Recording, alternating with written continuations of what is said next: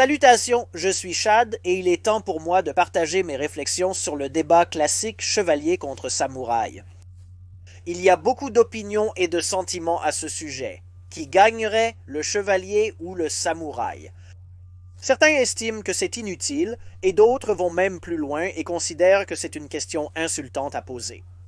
Je pense que c'est une question amusante et un peu geek comme demander qui gagnerait entre Hulk et Superman. C'est similaire. Qui gagnerait entre un chevalier et un samouraï? Donc je ne pense pas qu'il y ait de mal à se poser cette question. Cependant, la façon d'aborder la question peut induire en erreur lorsqu'on affirme que le chevalier ou le samouraï gagnerait parce qu'il serait meilleur. Ce genre de conclusion et d'affirmation peut entraîner de grandes idées fausses. Et les affirmations qui disent à qui que c'est une question inutile ont un certain fondement dans le sens où chaque camp pourrait gagner selon les compétences du guerrier. Il y avait des chevaliers très compétents, il y avait des samouraïs très compétents, et il y en avait aussi de moins compétents des deux côtés. Et dans le prolongement de cela, un paysan pouvait affronter un chevalier ou un samouraï, et s'il avait simplement de la chance, il pouvait gagner, ou s'il était particulièrement fort ou habile avec un bâton ou autre, il avait aussi une chance de gagner s'il était vraiment doué, surtout s'il affrontait des adversaires moins compétents. Donc au final, la compétence sera le facteur principal. Cela dit, je ne pense pas que comprendre ce contexte rende la question amusante du chevalier contre le samouraï complètement inutile, parce que se passerait-il si les deux adversaires étaient parfaitement égaux en compétences? Maintenant, cela change en fait la question parce que ce n'est plus forcément chevalier contre samouraï. Ce que cela demande vraiment, c'est qui a le meilleur équipement pour lui donner plus d'avantages sur l'adversaire. Parce que si vous aviez deux adversaires d'un niveau égal, vous penseriez logiquement que le prochain facteur déterminant pour savoir qui gagnerait serait l'équipement. Ce serait alors qui a l'avantage en matière d'armes, donc cela revient vraiment à la question de savoir qui avait la meilleure technologie. Il y a quelque chose qu'il faut comprendre à propos de cette question, et parfois j'ai l'impression que c'est assez mal compris. C'est à quel point une légère différence d'armement peut en réalité avoir peu d'effet sur les compétences au combat.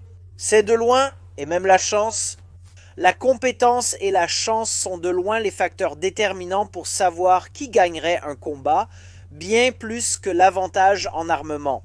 Bien sûr, il y a de grandes différences. Par exemple, si vous avez un énorme avantage de portée sur l'adversaire, cela peut faire une grande différence.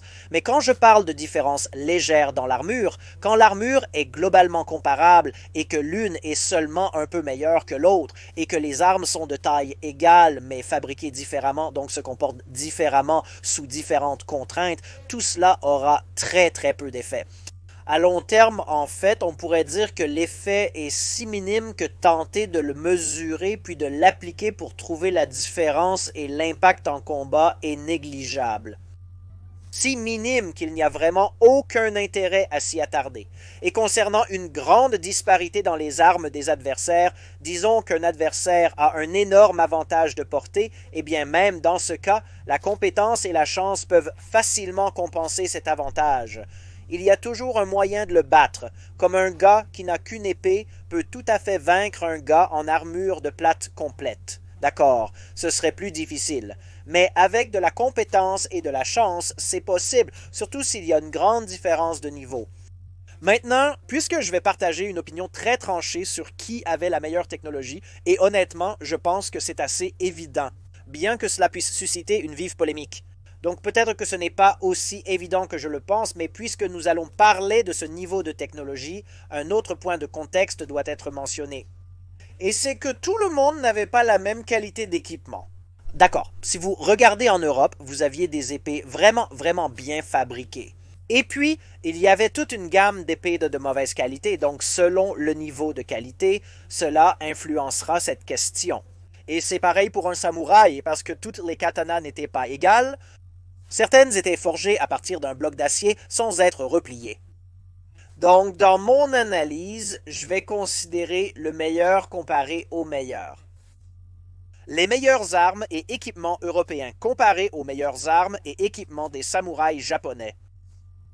Et comme je l'ai dit, j'ai un peu l'impression que c'est évident, surtout quand on regarde la véritable qualité qui existait dans les deux périodes historiques. Les chevaliers en Europe avaient de meilleures armures et armes que les samouraïs. Leur technologie d'armure, plus avancée, couvrait une plus grande partie du corps. Selon moi, elle était tout aussi éloquente. Ils avaient une technologie de fonte bien supérieure pour éliminer davantage d'impuretés dans l'acier, ce qui donnait un acier de meilleure qualité. Et ils savaient aussi comment fabriquer de l'acier à ressort trempé, qui est, à mon avis, bien meilleur que les types de trempes différentielles que l'on trouve dans les sabres de samouraï.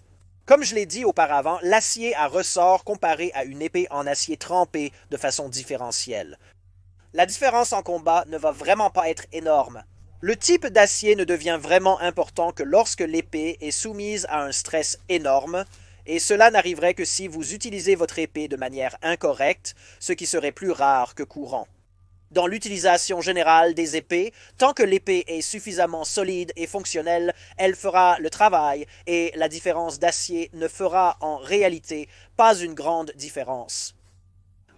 Mais en Europe, il y a eu plus d'évolution et d'innovation dans les armes et les armures, ce qui a produit une plus grande variété d'armes. Ils avaient plus d'armes qui étaient conçues et pensées spécifiquement pour combattre les armures, alors que les samouraïs n'en avaient pas.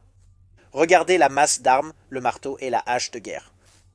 Donc, si toutes les choses étaient égales, que le chevalier et le samouraï étaient de compétences égales, qu'ils avaient autant de chances l'un que l'autre, tout se jouerait vraiment sur qui avait l'avantage en termes d'armes et d'équipement. Oui, définitivement le chevalier, absolument. Si quelqu'un affirme que comparer les compétences des samouraïs et des chevaliers n'est pas équitable car les samouraïs pratiquaient davantage les arts martiaux et étaient généralement plus doués, voici ma réponse. C'est n'importe quoi, d'accord? Non, c'est n'importe quoi, oublie ça. Il existait en Europe des arts martiaux tout aussi efficaces et comparables à ceux du Japon en ce qui concerne l'escrime et les techniques de combat en général, et ils étaient tout aussi sophistiqués les uns que les autres. Maintenant, si vraiment tu n'aimes pas que je dise par exemple que les épées européennes, quand on considère les meilleures épées européennes fabriquées à la même époque que celles du Japon, ou si l'on regarde les 15e et 16e siècles, si tu n'aimes vraiment pas que je dise que les épées européennes étaient faites avec un acier de meilleure qualité et étaient de meilleure facture qu'un katana traditionnel, je te conseille vraiment de regarder ma série de vidéos La vérité sur le katana, parce que j'y explique point par point comment les katanas sont fabriqués et quel effet cela a sur leur utilisation. Donc je ne parle pas en l'air quand je dis ça. J'aborde vraiment le sujet avec, je pense, une opinion assez informée. Maintenant, je partage mes opinions concernant les chevaliers contre les samouraïs, mais est-ce que cela veut dire que je pense que les chevaliers sont universellement meilleurs que les samouraïs? Non, ce n'est pas le cas. Je ne pense pas non plus que les samouraïs soient toujours meilleurs que les chevaliers, car comme je l'ai dit, l'issue d'un combat dépendra surtout de l'habileté et de la chance. Et donc, avec cela en tête, je pense que les chevaliers et les samouraïs ont autant de chances l'un que l'autre de se vaincre mutuellement. Et si tu essayais de dire qui gagnerait dans une guerre totale, eh bien, c'est en fait quelque chose de très différent. C'est une question différente parce qu'alors il faudrait examiner les tactiques de guerre, comment les différentes cultures géraient les sièges et les escarmouches et comment ils appliquaient les tactiques de champ de bataille et tout ça, c'est une question complètement différente. Donc, ce n'était pas une question de savoir qui gagnerait dans une guerre totale. C'était qui gagnerait dans un combat en un contre un. Maintenant, la question chevalier contre samouraï est, à mon avis, la comparaison de culture guerrière la plus amusante et intéressante qu'on puisse faire, parce que ce sont les cultures guerrières les plus équivalentes qui aient existé dans l'histoire. Si on regarde d'autres cultures guerrières, ou plutôt, je devrais dire d'autres professions de guerriers, parce que parler de culture guerrière peut être trompeur, comme les Vikings. Vikings n'était pas une culture guerrière, c'était plutôt une profession.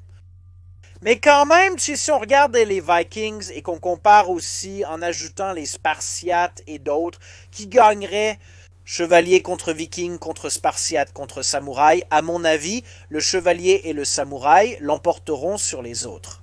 Parce que l'armure est une grande raison et aussi une technologie globalement supérieure. Et si tu veux un autre petit facteur pour expliquer pourquoi les chevaliers et les samouraïs domineraient la plupart des autres traditions, professions et cultures guerrières, c'est la cavalerie. D'accord, les chevaliers et les samouraïs utilisaient des chevaux. Pourquoi? Eh bien, parce que ce sont des cultures et traditions guerrières qui existaient un peu plus tard dans l'histoire, elles avaient une meilleure technologie et utilisaient la cavalerie. De manière générale, les Vikings n'utilisaient pas de cavalerie, n'est-ce pas? Et donc, les Vikings et les Spartiates, parce qu'ils sont à un énorme désavantage en termes d'armes et qu'ils n'ont pas de cavalerie, c'est important, hein, ils seraient complètement foutus s'ils devaient s'affronter sur le champ de bataille. Mais là encore, c'est une comparaison de guerre, de champ de bataille, et en un contre un, c'est un peu différent, mais malgré tout, de meilleures armes et une meilleure technologie feront que les chevaliers et les samouraïs l'emporteront sur les autres cultures et traditions guerrières. Voilà, ce sont les opinions et réflexions de Chad sur le débat classique entre chevaliers et samouraïs. Merci d'avoir regardé, à la prochaine